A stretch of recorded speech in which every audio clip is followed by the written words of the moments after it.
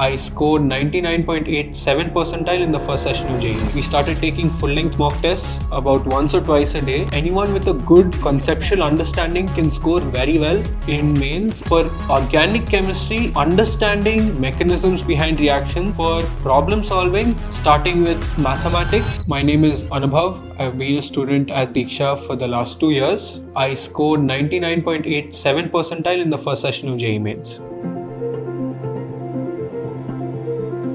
So I kept a rough timetable, not an exact fixed time, because depending on the day, you won't really know what changes might come. So I had in the morning, I used to wake up around 6 and practice violin for about 45 minutes to an hour. Then I would get ready, go to school.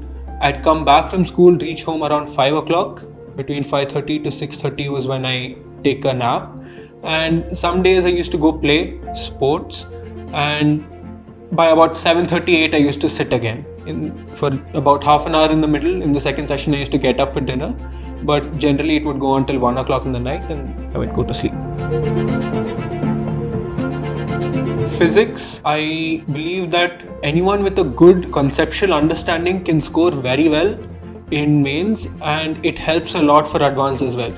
Once you get the base right, you need only a little amount of practice to get familiar with the style of questioning, but that base is what will give you the biggest boost in terms of preparation in physics. In mathematics, it's about practice. How many questions can you attempt? How fast can you attempt these questions? And the variety of the questions that you attempt in across chapters is the most important aspect, because you have to see what are they asking and what are shorter ways to find the required answers. That comes only from practice. Chemistry is of course split into 3 parts: physical chemistry, organic chemistry and inorganic chemistry, and each of those 3 have a different approach. So if you were to start with physical chemistry requires you to have a very good understanding of the concept, and you need a lot of practice to see what is it that they're asking.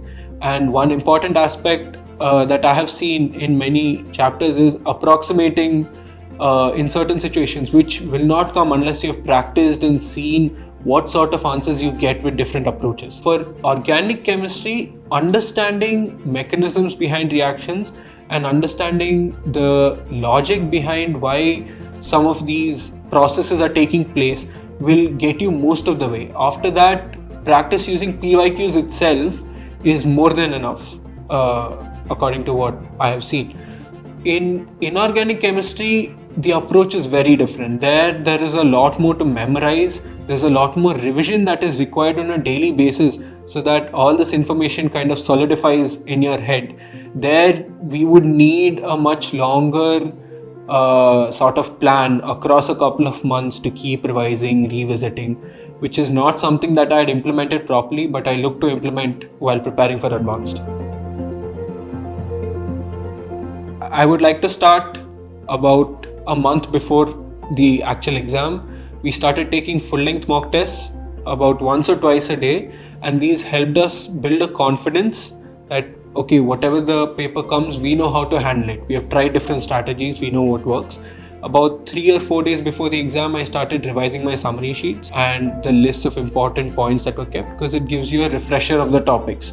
And so when you go for the exam, you know that, okay, everything that I have learned, I have seen in the last 2-3 days, and it will be with me during the exam as well.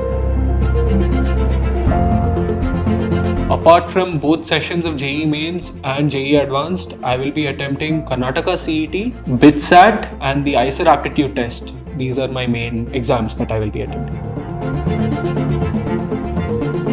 The way a person manages an exam is unique to them, and it is, although you can find broad blueprints on how to do it, you have to see over your preparation what works. I know friends of mine who start from mathematics because they feel their mind is fresh and they can do it better when they start off with it.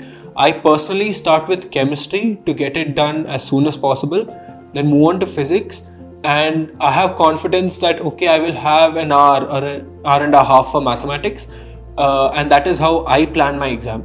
But I feel any individual should see over the 2 years what has worked for them and accordingly construct a plan for themselves.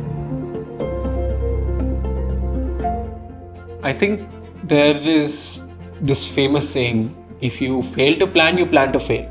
I think planning ahead is the most important part about preparing for JEE. NCERT is, I wouldn't say it is enough for JEE, but it is important for JEE, especially JEE Mains, where they have picked direct points from the NCERT and asked as assertion and reasoning questions. In inorganic chemistry especially, it is direct questions from NCERT that they are picking. There is very little that is outside of NCERT. Apart from that, for problem solving, I did use other reference material. Starting with mathematics, the Deeksha manuals were very helpful. And apart from that, for certain specific chapters, I did use other books like Cengage, right, that gave you a slightly broader view of the topics.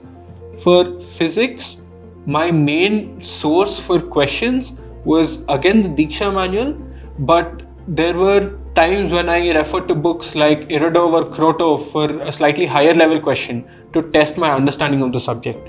For chemistry, if I were to go one by one, in organic chemistry, my main source was JEE Mains and JEE Advanced PYQs, because once you build that conceptual base, I think this is enough to get you familiar with the style of questioning. For physical chemistry, I used N Avasti because I felt that was a nice challenging level of questions. And for inorganic chemistry, I didn't use any specific reference book. I went back to revising NCERT and previous year questions from Mains.